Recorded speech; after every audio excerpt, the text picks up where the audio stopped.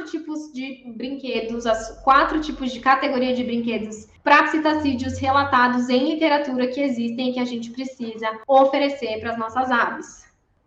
Se a gente parar para pensar, é até intuitivo. A gente precisa de brinquedos que estimulem as nossas aves e a gente precisa de brinquedos que vão fazer as nossas aves exercerem aquilo que elas precisam exercer, né? Vai possibilitar que elas façam o comportamento natural delas. Então, quais são essas 4 categorias? A gente tem os brinquedinhos de pé. Existem algumas espécies de psitacídeo que não usam o pezinho para pegar, mas a maioria das espécies usa o pezinho para pegar e segurar as coisinhas, né? Então, são os brinquedinhos de pé. Por exemplo, esse aqui de feltro, o animal poderia segurar, né? Papagaio brinca muito com um brinquedinho de pé. Jandaia, tiriba, arara, caturrita. Algumas espécies brincam mais com esses brinquedinhos que dá para segurar assim no pezinho e algumas espécies não tem muito esse hábito. Por exemplo, algumas calopsitas têm, mas a maioria das calopsitas não tem esse hábito. Os agapódimes não tem esse hábito. Os periquitos não tem esse hábito. Então, geralmente, os animais de pequeno porte não têm esse hábito. Mas os de médio e grande porte têm. Então, essa categoria é importante, os brinquedinhos de pé. A outra categoria são os brinquedinhos para destruir. Que aí, o que entra nessa categoria? De brinquedos para destruir? Geralmente não, né?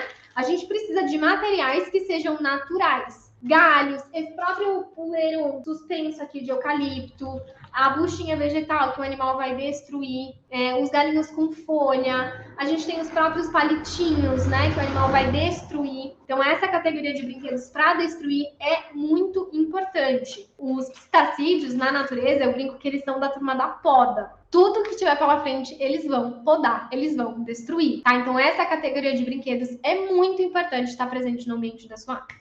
A nossa terceira categoria também é muito importante, que são os brinquedos para escalar. Os brinquedos em que o animal consegue escalar. Então, os brinquedos, geralmente os playgrounds, que ele consegue escalar, as escadas que ele consegue escalar. Se a gente coloca alguma coisa na grade da gaiola, ele consegue escalar. Os brinquedos de escalar são muito importantes. É óbvio, a ave, ela tem a habilidade e capacidade de voo, ela deve desempenhar o voo para, inclusive, a gente ter vinculado aí a saúde e o bem-estar também. Mas a parte de escalar, onde ela vai usar o bico e os pezinhos, também é muito importante. Então, os brinquedos em que a gente possibilita a escalada também são importantes.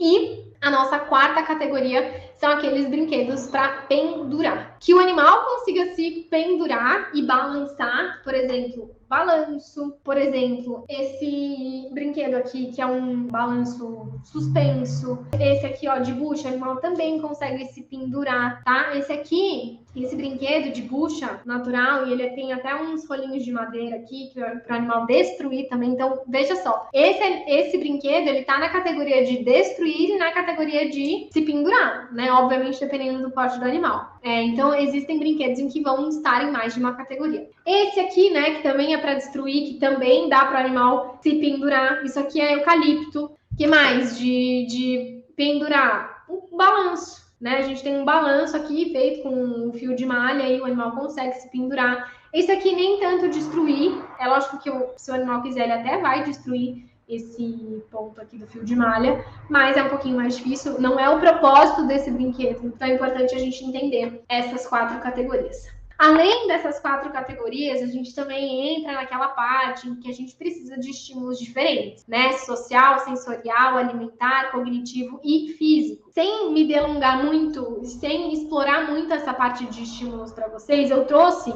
uma opção de brinquedo cognitivo, super simples de fazer para os animais que são de pequeno porte. Para os animais que são de porte médio e grande, a gente consegue adaptar essa ideia, tá? Mas não dá para fazer com esse mesmo material. O que eu tenho aqui? Eu tenho um potinho desses que custam R$1 na farmácia. E esse potinho, eu fiz uns furos. E o que eu faço com esse potinho? Eu encho de farinhada, amarro em algum lugar e eles têm que ficar levantando e tirando as coisinhas que eles querem comer daqui de dentro. Para os animais de porte médio, eles destroem isso aqui com o pé nas costas. Então, não dá para ser esse material, mas a gente consegue adaptar essa ideia, por exemplo, com um tubo de PVC, ou a gente consegue adaptar essa ideia. Hoje em dia, até já dá para pensar em impressora 3D, né? Para a gente conseguir adaptar esse estímulo cognitivo e oferecer para as nossas aves.